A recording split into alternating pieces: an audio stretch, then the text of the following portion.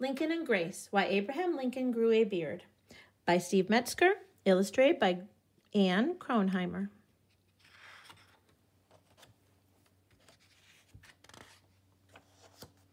Many people consider Abraham Lincoln to be the greatest president in the history of the United States. Today, when we see images of Lincoln, he usually has a beard. That's one of the reasons he's so easy to recognize.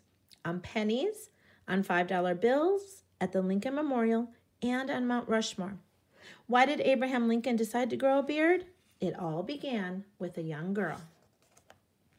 In the summer of 1860, 11-year-old Grace Bedell lived in Westfield, a small town in New York.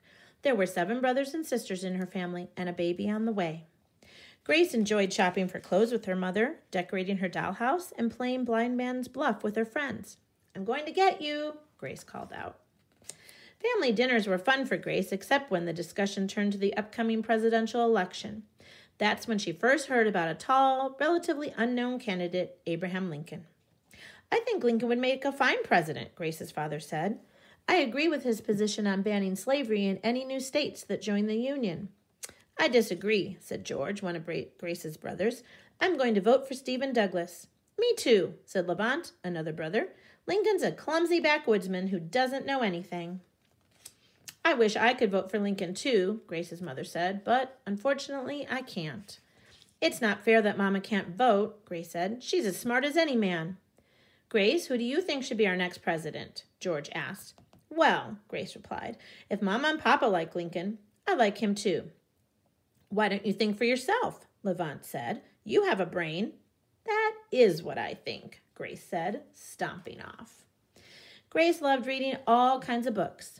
Uncle Tom's Cabin was one of the most popular novels of that time. Deeply affected her. "Slavery is wrong, Papa," Grace exclaimed, showing him her book. "We don't have any slaves in Westfield, do we?" "No," her father replied. "New York is a free state." "Then I'm proud to live here," Grace said. "If Abraham Lincoln is elected president this fall," her father said, "I think he'll end slavery throughout this whole country." "I really hope he wins," Grace said. When September arrived, it was time for school. "Goodbye, Mother." "Bye-bye, Una," Grace said as she walked out the door.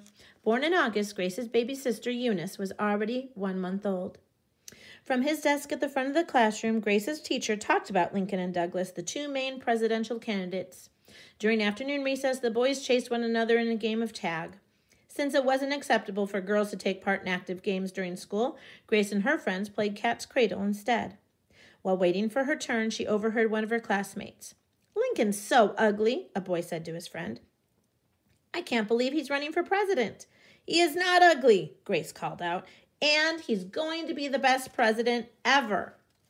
In October, Grace's father attended a hometown fair in support of Lincoln. Upon returning home in the evening, he had a surprise for Grace. "It's a picture of Mr. Lincoln," Grace said, holding up a campaign poster. "Thank you, Papa." As Grace walked up the stairs to her bedroom, Levant called out, "He'll never become president with a face like that." "Yes, he will," Grace said. She slammed the door behind her. Moving to a chair by the window, Grace took a close look at Lincoln's face. She admired his high forehead and serious expression. "But I don't like the way his mouth and chin look," she thought. A shadow fell across Lincoln's face. Grace had an idea. "He would look so much better with whiskers," she exclaimed. On October 15th, Grace sat at her desk and wrote a letter to Abraham Lincoln. She introduced herself and asked him if he had any daughters. Most importantly, she suggested, "Let your whiskers grow. Your face is so thin."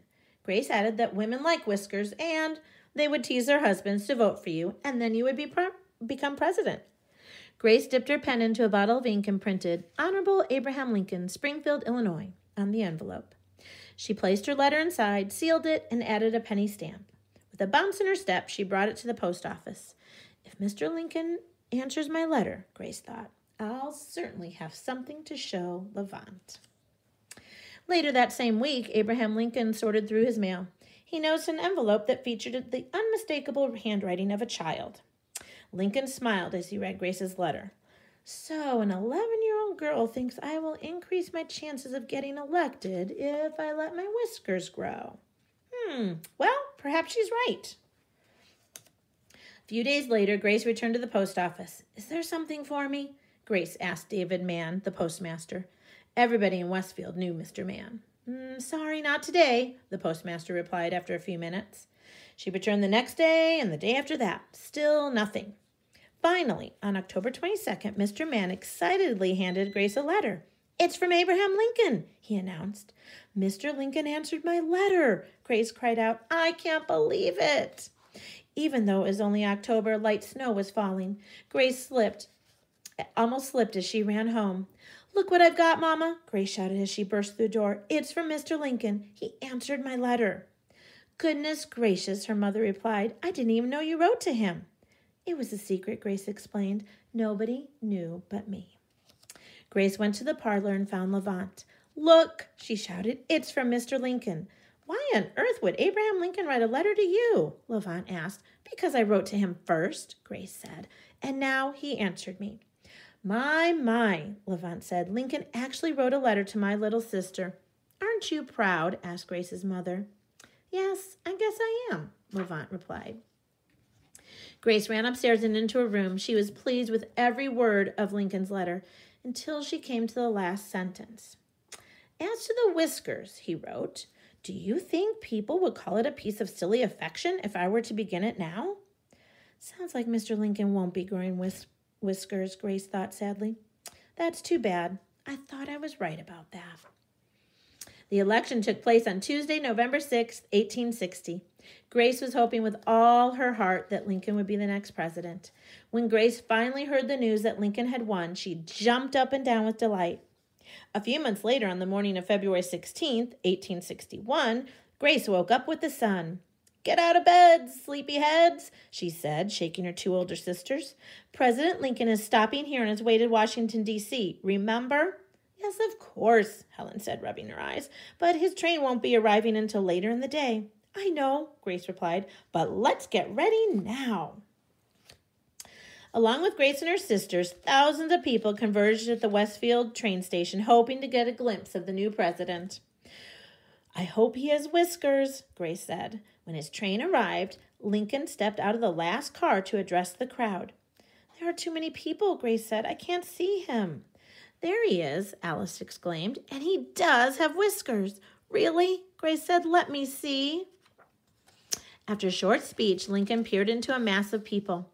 "I have a little correspondent in this place," he announced, "and if she is present, will she please come forward?"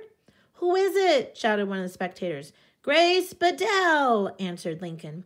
The crowd parted, and a man led Grace to Lincoln's train car. He stepped down and shook Grace's hand. "You see," Lincoln said, pointing to his whiskers, "I let these grow for you, Grace." A thunderous cheer filled the air as Lincoln kissed Grace's cheek and returned to his train car. He waved a U.S. flag as the train pulled away. Blushing with embarrassment, Grace rushed to get away from the train station. Racing between horses and buggies and even crawling under a lumber wagon, she left her sisters and ran all the way home. "I can't believe it," Grace breathlessly told her mother. "Abraham Lincoln wanted to meet me, and he did grow whiskers, just like I asked him to." "What a story," Grace's mother said. "This is the most exciting day of my life," Grace said, "and I can't wait to tell Papa." And this is a true story. Here is Grace Bedell's letter to Abraham Lincoln. And here is his letter back to her on October 19th, 1860.